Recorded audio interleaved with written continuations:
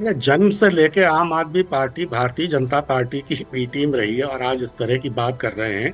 दूसरी गंभीर बात यह है कि प्रेम शुक्ल जी गलत बयानी कर रहे हैं। कह रहे हैं कि 1962 में दिसंबर में हुआ संसद का सत्र। दिसंबर में नहीं हुआ प्रेम शुक्ला जी, युद्ध के बीच में हुआ। नवंबर में 1962 में भारत चीन युद्ध जब हुआ तो 20 अक्टूबर से 20 नवंबर तक चला। और आपके अटल बिहारी वाजपेयी जी और हमारे अटल बिहारी वाजपेयी जी तब 38 साल के थे, जनसंघ के नेता थे, नेहरू जी के पास गए। 8 नवंबर को नेहरू जी ने बीच युद्ध में सत्र बुलाया अटल बिहारी वाजपेयी जी, लेकिन स्थगित मेरे ख्याल से, if I am not wrong, मैं दोबारा चेक भी कर लेती हूँ, 11 दिसंबर 1962 को सर स्थगित हुआ था। तो सत्र तो दिसंबर के महीने में भी चल ही रहा था ना। एक दिन का विशेष सत्र भारत चीन युद्ध पर 8 नवंबर को हुआ। हाँ। क्योंकि 20 अक्टूबर से 20 नवंबर तक युद्ध चला और उस युद्ध के बीच में अटल जी गए नेहरू जी के पास ये मांग करने कि आप इस युद्ध पर बातचीत के लिए विशेष सत्र बुलाएं।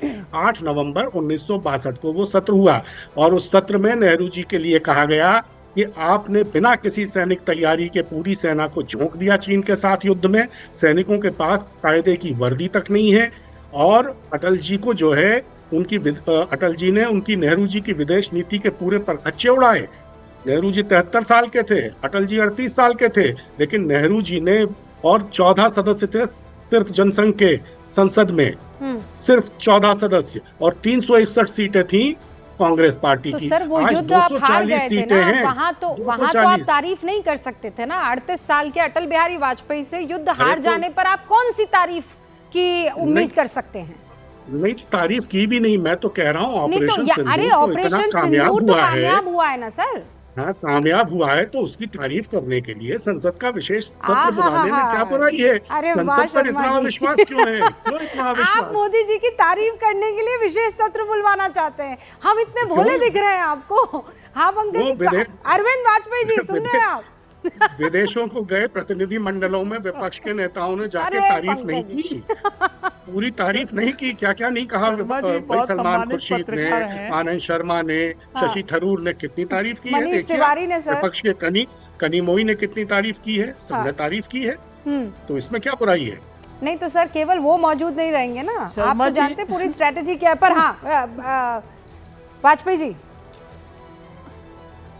देखिए शर्मा जी बहुत सम्मानित पत्रकार हैं, लेकिन इनको एक जानकारी, सब चीज़ की जानकारी इनको है। क्या उस वक्त किसी ने ऐसे बयान दिए थे कि विदेश मंत्री गद्दार है, विदेश मंत्री मुखबर है, छुटपुट उद्योग हो गया है, कितने जहाज, ये इस तरह की क्वेश्चनिंग होती थी उस वक्त? क्या नहीं, मुझे जवाब दीजिए, क्या इस तरह का बिहार था विपक्ष का? क्या देखिए, देश की सुरक्षा का सवाल है और हमारा तो युद्ध तो हमने डिक्लेयर भी नहीं किया।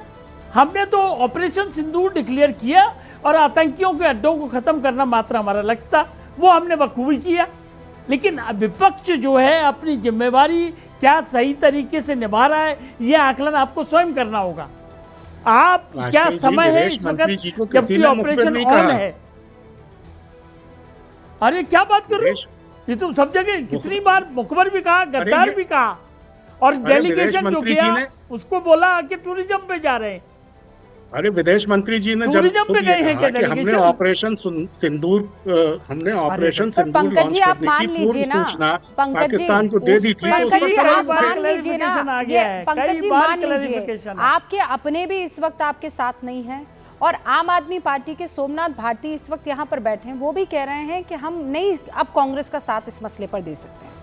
आप लोग अलग थलग पड़ कांग्रेस गए के साथ कभी थी ही नहीं। आम आदमी पार्टी तो हमेशा से भारतीय जनता पार्टी के साथ थी, कांग्रेस के साथ कहाँ थी?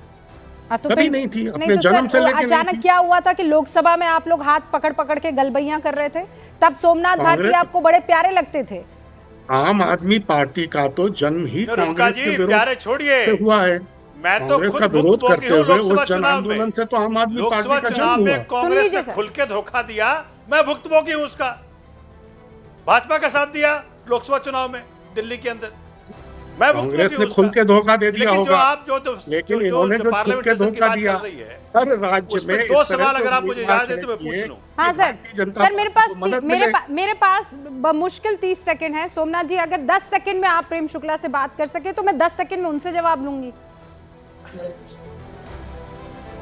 माने रूबिका जी, कारण क्या है कि दो सवाल जो पूरे देश जानना चाहता है, अगर पार्लियामेंट सेशन के दौरान वो बता दिया जाए कि पीओ के आने के पहले सीज फायर क्यों हुआ, और सीज फायर माननीय मोदी जी खुद ना करके अंकल डोनाल्ड के ट्रम्प कहने पे क्यों क्यों किया? किया? ओके शुक्ला जी, दो सवाल का जवाब दीजिए, सत्र मत बुलाइए।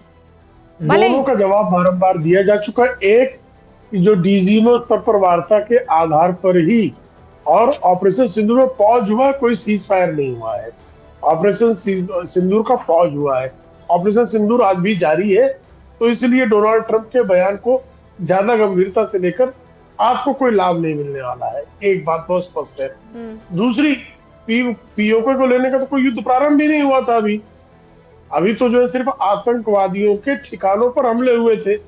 पीओके दिया किसने, ये जरूर जो एक गंभीर प्रश्न है जिस पर पंकज जी जरूर बौखला जाएंगे अगर उसका उत्तर मांग लिया जाएगा। अच्छा सर सुनिए, मेरे पास वक्त की कमी है, लेकिन ये थे बड़े इंटरेस्टिंग सवाल। और अभी आप जो कह रहे हैं कि भाई विशेष सत्र आए और उसमें इन सारे सवालों के जवाब दे दिए जाए, लेकिन इतिहास ये बताता है कि 62 का एक मसला छोड़ दिया जाए तो बाकी कभी भी स्पेशली इस बात को लेकर कि ऑपरेशन चल रहा है और हम विशेष सत्र बुलाए, ये हुआ नहीं है। तो अलग थलग कांग्रेस पड़ती हुई दिख रही है और इंडिया गठबंधन, आज सोमनाथ भारती जी ने बता दिया कि उसकी सूरत और उसकी शक्ल